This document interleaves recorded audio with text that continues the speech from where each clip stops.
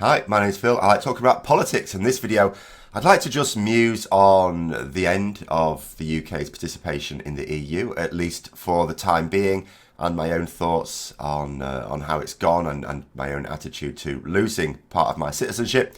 But first, if you find yourself wanting to be notified of daily news and politics, then please click the subscribe button and click the bell notification icon as well. So, first of all, there's a few people been talking in the comments. Are you a bit ill? I am a bit ill. I am. I've had quite a bit of an annoying cold this week. I might be allergic to Brexit. What do you think? Is that it? Could be that. But I'd like to first of all talk about yesterday's European Parliament meeting. It was quite touching, I thought, to have quite a lot of MEPs from around Europe all singing Auld Lang Syne. It was very touching, and there was a huge counterpoint with the embarrassing behaviour of our own Brexit Party MEPs. And this is interesting, a couple of things. So from the point of view of the Brexiteers in the Parliament who behaved appallingly, I couldn't understand it beforehand, but you could and you couldn't. They've won now. They keep telling us they've won. But why don't they believe it themselves? Is it like they keep saying it so they can try and believe it themselves? Because I have to say, people who've won tend to be quite happy. You know, when I've played in games and sports and things and I've won, I've been quite happy. I don't remember ever winning a game of judo or snooker or rugby or badminton or anything and ranting and raving about how the fact that my opponent had the temerity to try and beat me. Because that's what Brexiteers are doing. The temerity of people that tried to stop them. How outrageous is it that they tried to do this? And they're still doing it now. You know, they talk about celebrations. There aren't going to be any celebrations. Nigel Farage is supposedly holding a celebration in London tomorrow, where it's due to be pissing it down. So he's going to be holding his pissed down, fireworkless so-called celebration. And I don't know how it's going to go, but I would be willing to bet that he won't spend it cheering, he'll spend it frothing, as he always does. He'll rant about the EU and how they couldn't stop us, they tried to stop us and they couldn't stop us, carrying us on as if they're the foe. The fact is, they easily could have stopped us. You know, they could have said, oh, you want to leave? Oh, goodbye then, don't let the door hit your arse on the way out. They could have said, what's that? Article 50 says we have to negotiate a deal? All right, how about this for a deal? Why don't you take that Article 50 and shove it up your arse? All the way up there. How about that for a deal? They didn't. They bent over backwards to facilitate this madness. They even dialed down the talk of lunacy for most of the proceedings in order to try and get an amicable arrangement with us. They needn't have bothered. In fact, many of them now wish they hadn't bothered. I know Donald Tusk at least wishes he hadn't bothered. So I'm losing one half of my citizenship and more than half of my rights. Just like others of my age. I'm not young, but we've grown up in the European family. We have no fear of it. Elderly people voted for a future they won't have to live because they think they did all right before joining. We didn't. We were the sick man of Europe. That's why we joined. The UK never really, it's been said before and it's been said since, we never really joined to get on board with the political project, the peace project that the EU has become, which I am fully on board with. You know, and although the arguments against leaving were all largely economic, and I've made economic arguments because you sort of feel that that's what really hits home, the fact is that's not the most important thing to me. I don't know how I personally am going to be affected by leaving the EU. I know that a lot of very vulnerable people in the country will be very badly affected. Even more moderate conservatives like... Do you know what? I never thought when I was growing up I would ever refer to Michael Heseltine as a moderate conservative. But there it is. That's where we are now. And he said on more than one occasion, the people who will suffer the most are the people who are the most vulnerable, because that's it.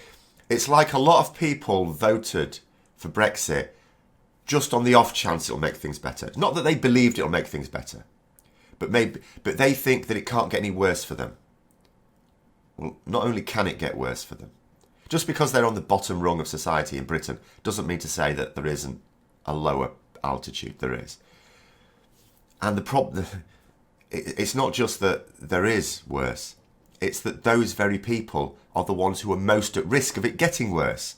And, but yeah, so, these elderly people, they, thought that it was all right before. If it was all right before, I'll tell you something, if it was all right before, bear in mind that at the time when the before and after was fresh in people's minds, what happened was we joined, it wasn't called the EU then, the EC, we joined them on the basis of Ted Heath, who was the Conservative leader at the time, going into a general election on a manifesto pledge to join.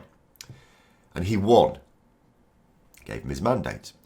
And then a few years later, we had a referendum on should we stay in.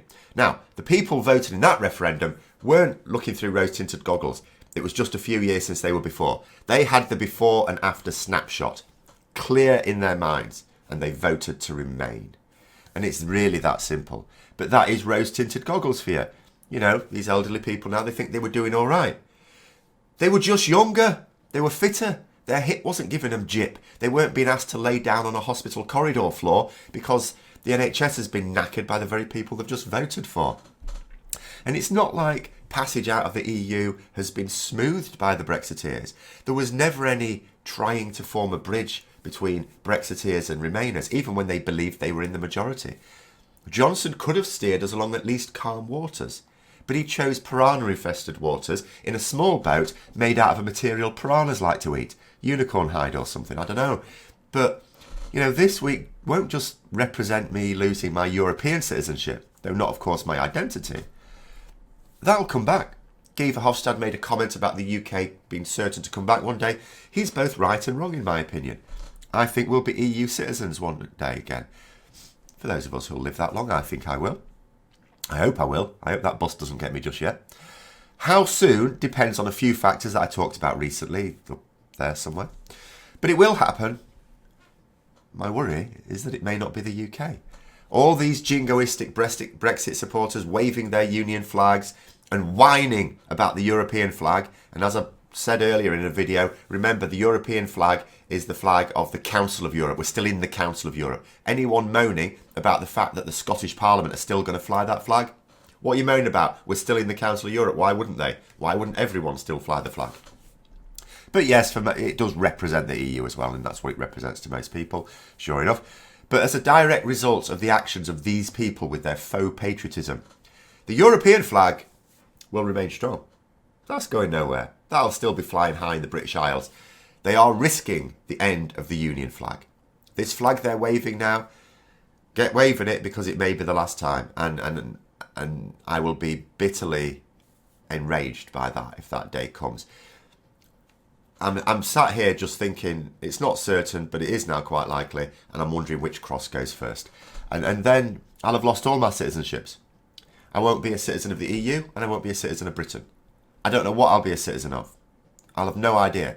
But my identity will have gone. Citizenship is legal, it's a piece of paper. Except we don't get paper these days, bit of plastic. But identity is what you grow up as.